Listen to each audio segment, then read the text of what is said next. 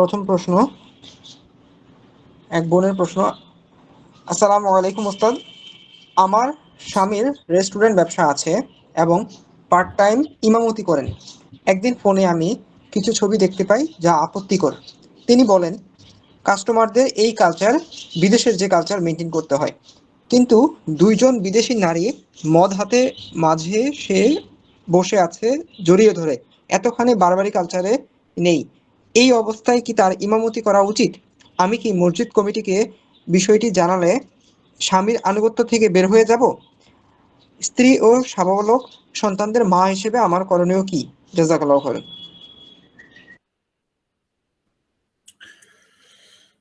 নিঃসন্দেহে স্বামীর প্রতি দায়িত্ব হলো যে স্ত্রীকে এবং তার ছেলে মেয়েকে হালাল খাওয়াবে, হারাম কিছু করবে না।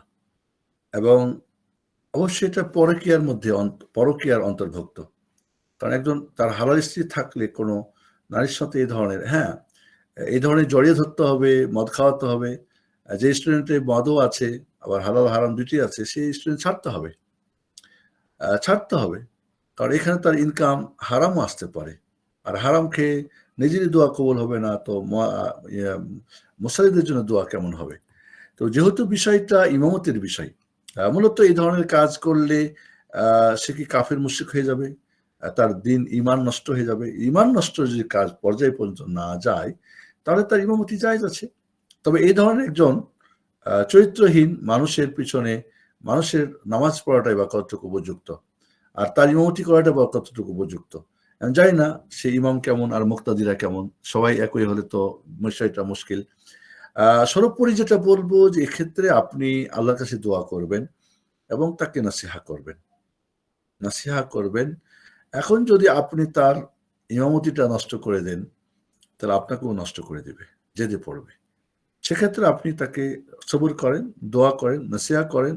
উপযুক্ত কোনো ব্যক্তি থাকলে তাকে নাসিহা করেন, এবং সে যে চাকরিটা করতে সেই চাকরি ছেড়ে দিয়ে হালাল কোনো চাকরির সন্ধান করতে পারেন।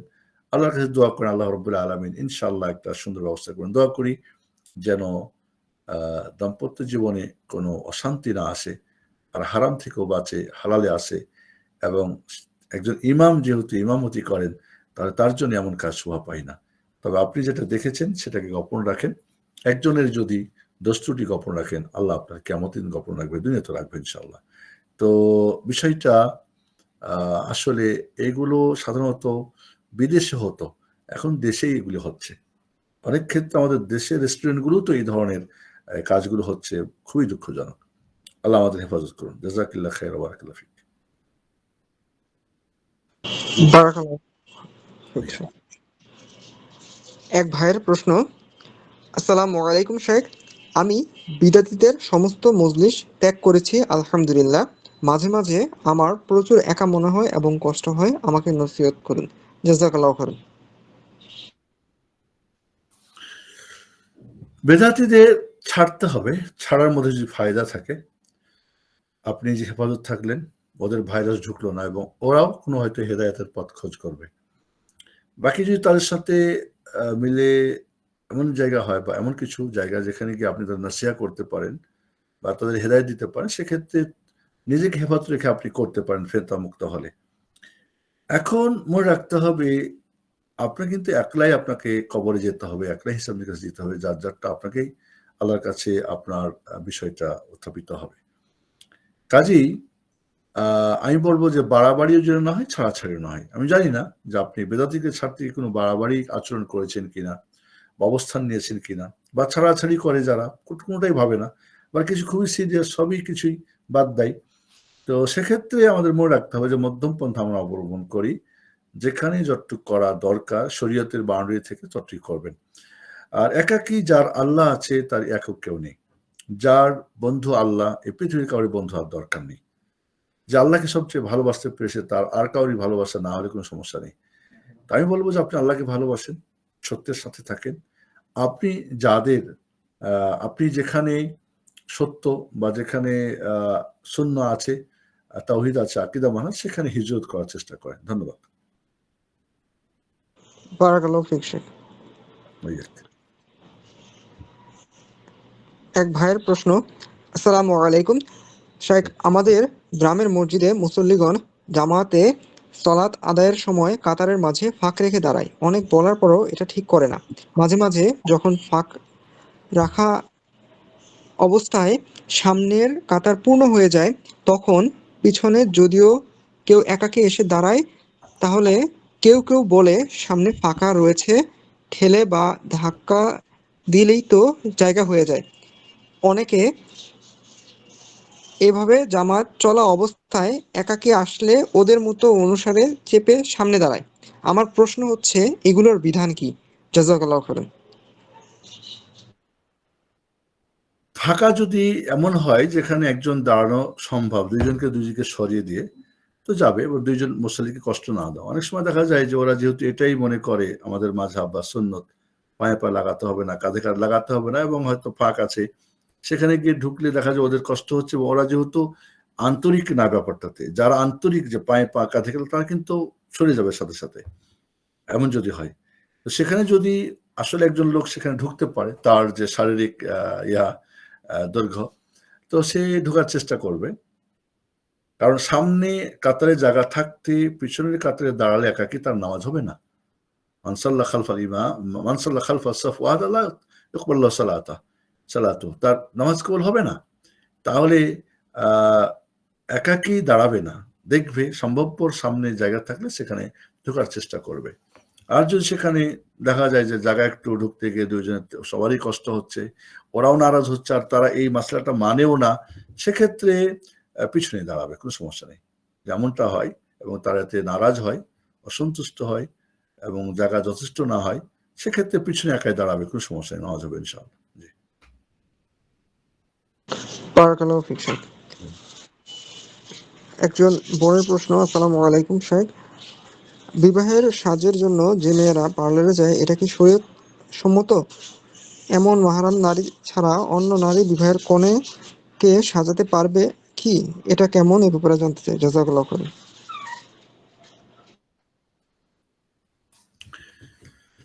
যদি অপচয় না হয়, অহংকার না হয়, অমুক এত দিয়ে সাজছিলাম, এত দিয়ে সাজিলাম, বা অপচয়, অতিরিক্ত খরচ, যদি সাজগোজটা বাড়িতে সম্ভব হয়, বাড়িতেই করা সম্ভব না হয় সাজগোজ করতে গিয়ে, এবং সেটাতে শরীয়তের থেকে অবশ্যই একজন নারী আরেকজন নারীর সামনে তার লজ্জা স্থান বা যেটুকু ওপেন করা যায় সেটা ওপেন করবে না। হয়তো হাতে পায়ে, পায়ের নিচের অংশে বা শরীরে হয়তো শরীরসম্মত যেটা মেহেন্দি দিয়ে বা যেটা ক্ষতিকর না এমন কিছু দিয়ে সাজাতে পারে, যাতে করে স্বামীর কাছে আকর্ষণ হয়, ভালোবাসা হয়। তবে অবশ্যই সেটা যেন শরীয়তসম্মত হয়, এবং যখন সে যাবে তখন অবশ্যই তার গার্জিয়ানের অনুমতি নিয়ে যেতে হবে, এবং দীর্ঘ সময় ওখানে সেজে গুজে আর নামাজ কালাম নাই, সেজে গুজে বসে আছে, আর উজু টুজু নাই, নামাজ কালাম নাই, কিচ্ছু নাই। তো ওই সাজগোজ কেমন হবে? বিয়ের সময় যদি আল্লাহকে নাফরমানি করে, তো আল্লাহ কি তাদের সুখ শান্তি দিবে?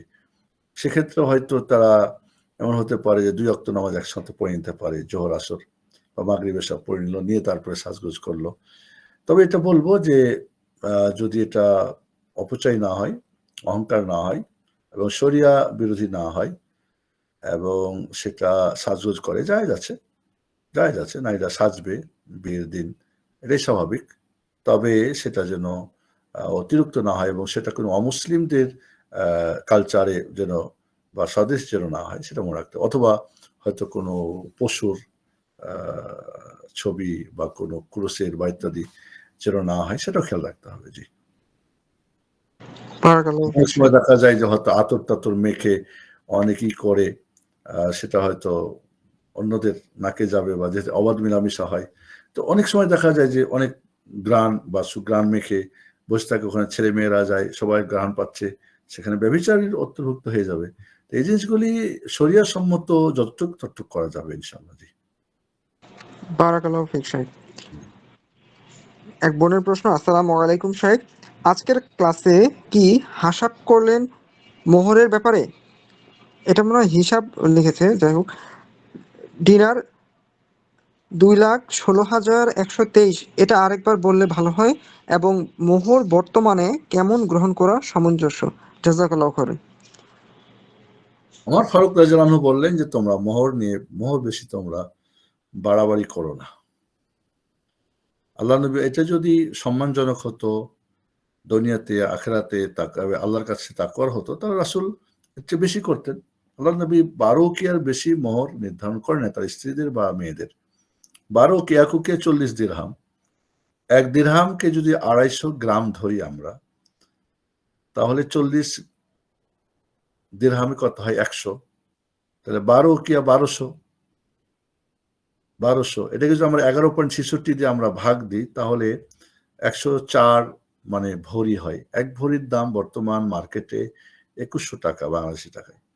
তো এটাকে যোগ বিয়োগ করে আমি এখন যেটা দেখলাম যে প্রায় 2,16,000 সামথিং যেটা হয় অ্যামাউন্ট। সেই যুগে সর্বোচ্চ এটা ছিল। এই যুগে এটাই হতে হবে তা না। অনেকে মাহরে ফাতেমি বলে, এই 12 উকিয়া এটা এখনো ধরে। কেন? এটা মাহরে ফাতেমি তো আল্লাহর নবী নির্দিষ্ট করতে পারেন নাই। এটা সর্বোচ্চ ছিল। এর চেয়েও এখন বেশি হতে পারে, সমস্যা নেই। কমও ছিল, যেটা আমরা বলছি যে কোরআন পড়িয়ে দিতে হবে। একটা রাসূল বলছে ইলতামিস খাতাম আলা হাদিদ, একটা লোহার আংটি হলো দাও। হ্যাঁ? তাহলে এই যে আ আ মোহরের নিম্ন নিম্নে এবং ঊর্ধ্বে কোনো নির্ধারণ করো। ওয়ালা আতাইতু ইহদাহুন্না কিনতারান, আল্লাহ বলছেন যে কিনতার মানে স্বর্ণের ঢিপি দিয়ে যদি বিয়ে করো, তো লা তাখুযু, সেখান থেকে তোমরা জবরদস্তি তোমরা নিয়ে নিও না। তাহলে এটা, তবে আজকাল দেখা গেছে আমরা অ্যামাউন্টে শুধু বেশি করেছি, দেওয়ার ব্যাপারে আমরা দিচ্ছি না। 10 লাখ, 15 লাখ, 20 লাখ, 50 লাখ ধরা হচ্ছে, কিন্তু দেওয়ার সময় কম। তো পুরো মহরটাই নগদ হওয়া ভালো। কিছু নগদ কিছু বাকি, সেটাও ভালো হতে পারে। পুরোটাই বাকি হতে পারে।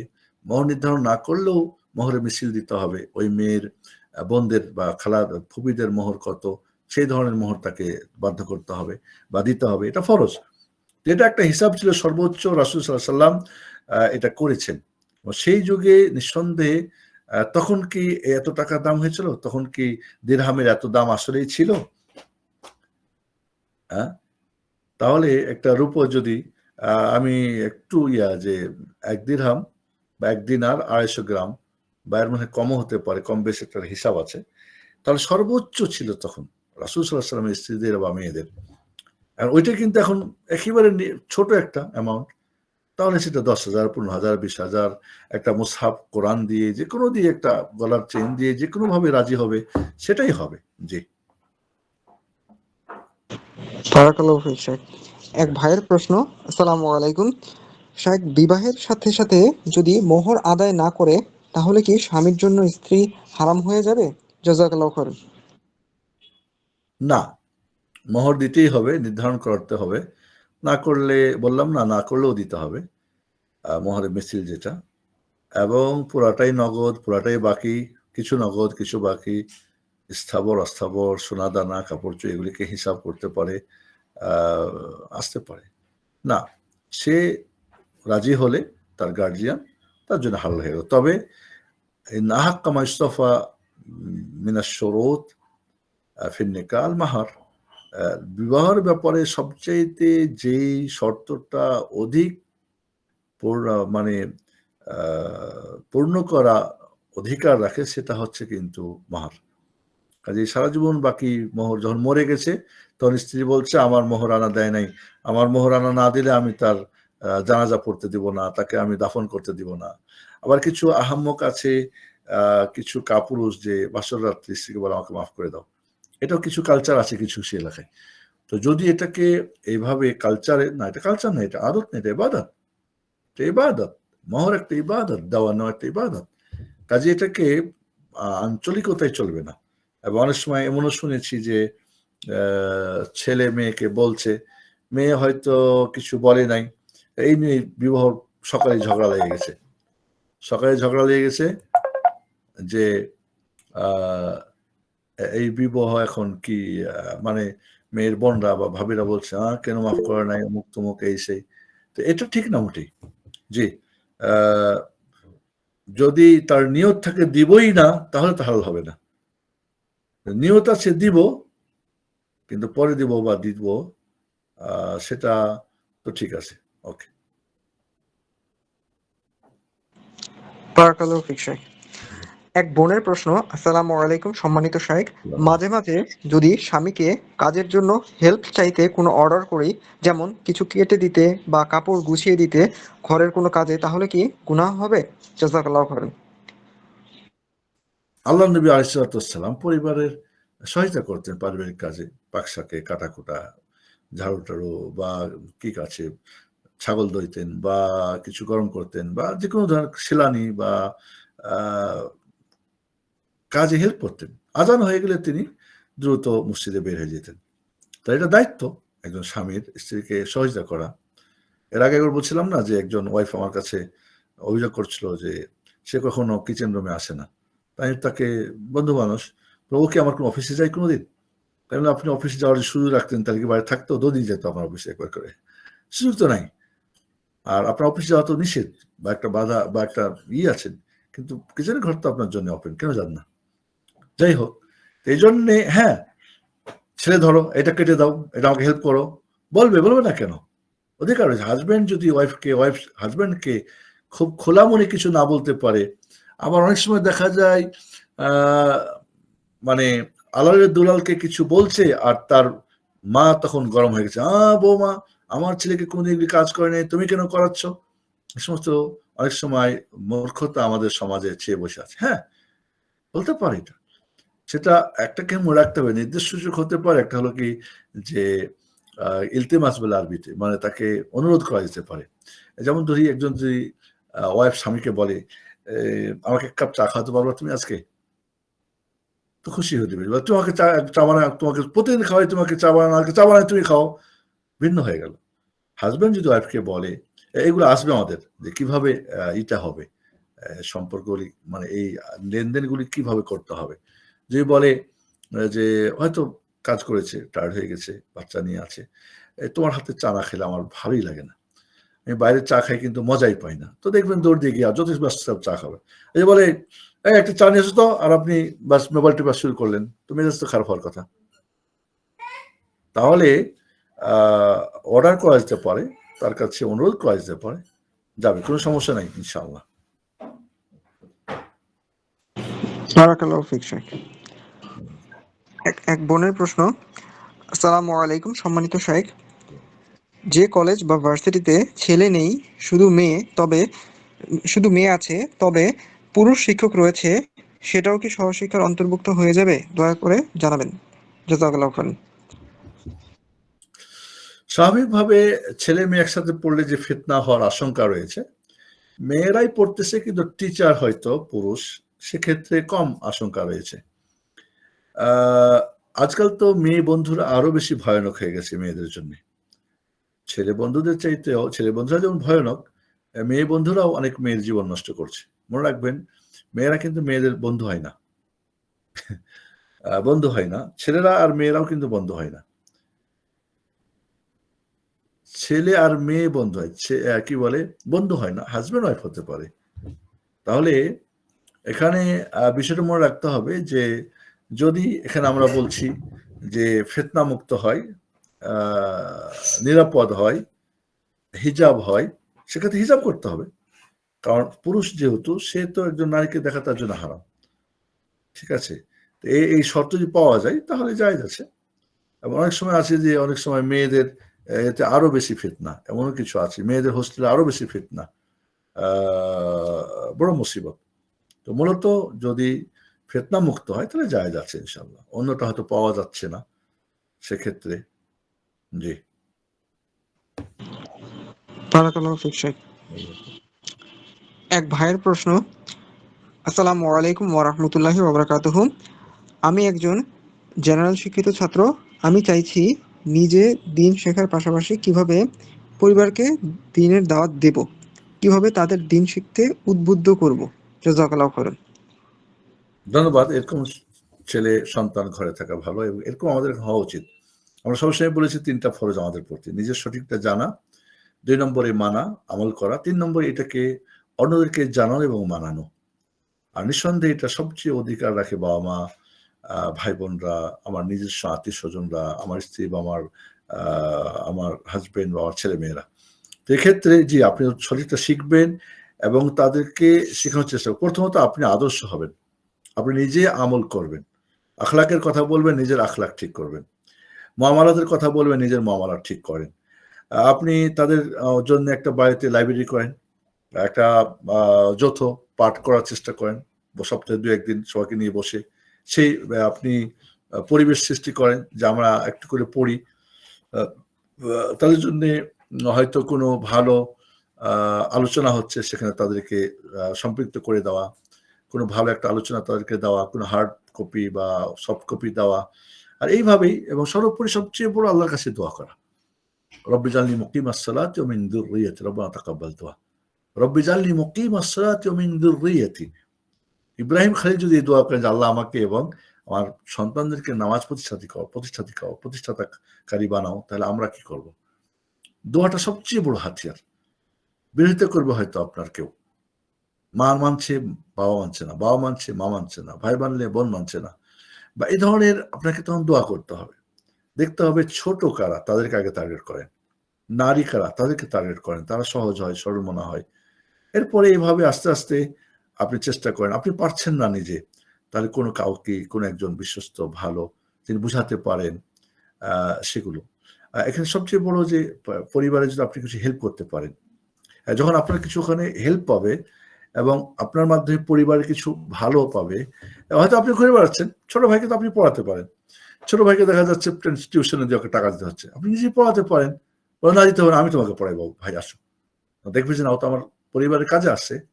তো এইভাবে আদর্শ যদি হতে পারেন এবং হেল্পফুল হতে পারেন, তখন আপনার কথাগুলি গ্রহণযোগ্য হবে। আমরা দোয়া করি যে আল্লাহ আপনাকে সাহায্য করেন, এই ধরনের প্রতিটি ঘরে এই ধরনের সন্তান তৈরি হওয়া দরকার। জি, ধরে আপনার পরিবার, আপনি হিজাবের ব্যাপারটা গুরুত্ব দিবেন, মা হিজাব করে না, বোন করে না, ভাবি করে না, কিভাবে আপনি করবেন?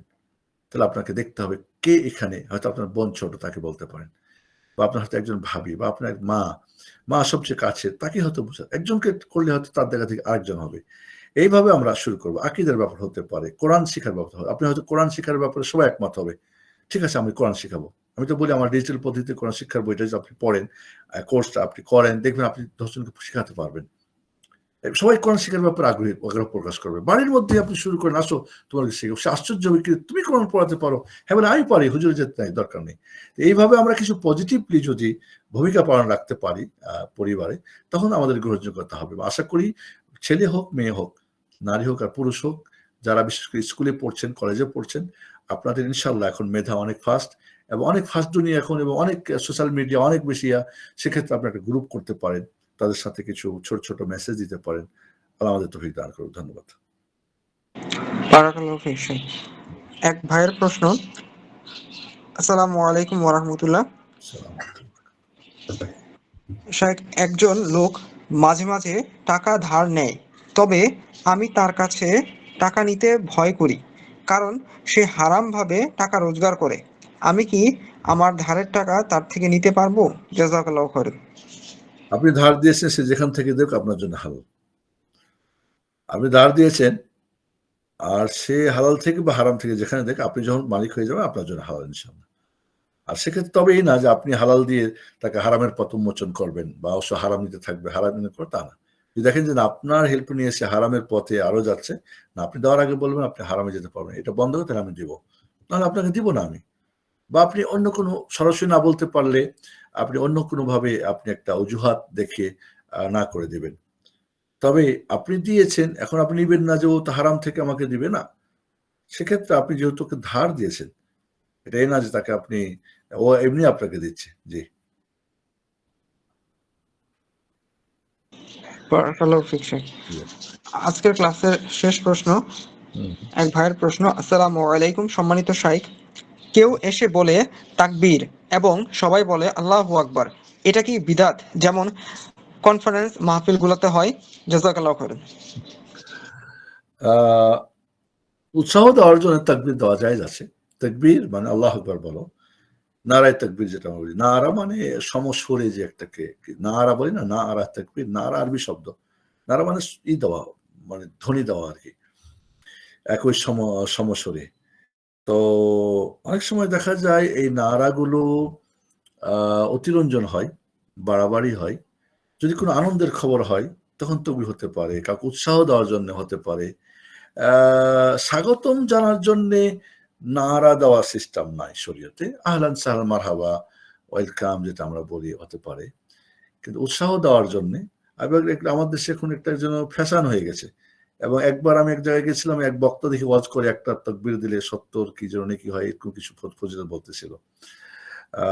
তো এগুলো যদি উৎসাহ দেওয়ার জন্য হয়, হয়তো ফুটবল খেলতেছে মুসলিম কাফের, মুসলিমদের পক্ষেরা বলো নারায়ে তাকবীর, আল্লাহু আকবার দেখে উৎসাহ দিল, হতে পারে। সেক্ষেত্রে শেখ ইবনে উসাইমিন বলছে যে হয়তো তাকে তালি দিয়েও উৎসাহ দেওয়া যেতে পারে। সবাই একমত না, শেখ ইবনে উসাইমিন রাহিমাহুল্লাহর কথা বলতেছি।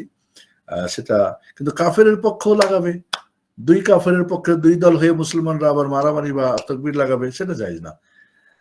তো এক্ষেত্রে নারাটা মূলত আনন্দমূলক কোনো খবর আসলে, হয়তো কোনো বিজয়, নারায়ে তাকবীর, আল্লাহু আকবার, সেখানে যেমন সিরিয়াতে আমরা দেখছি নারা দিচ্ছে, এরকম দিতে পারে।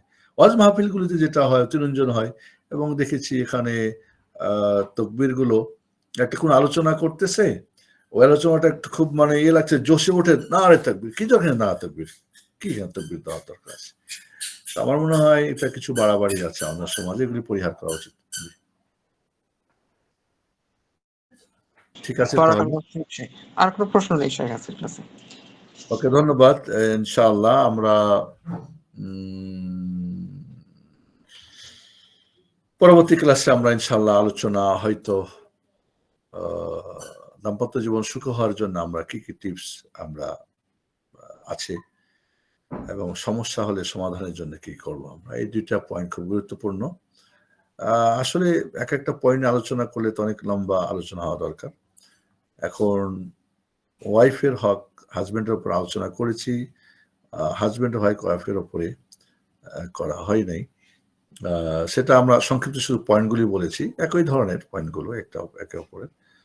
তবে তারবিয়াতের উপরে আমাদের একটু আলোচনা দরকার, যে একজন সন্তান প্রতিপালনের ব্যাপারটা খুবই গুরুত্বপূর্ণ স্ত্রীর জন্য।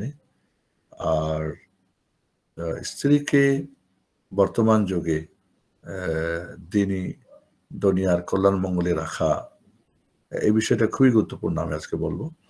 আর আমরা দেখব সময় অনুযায়ী কথা বলবো ইনশাআল্লাহ। আল্লাহ আমাদেরকে তৌফিক দান করুন। ধন্যবাদ সবাইকে।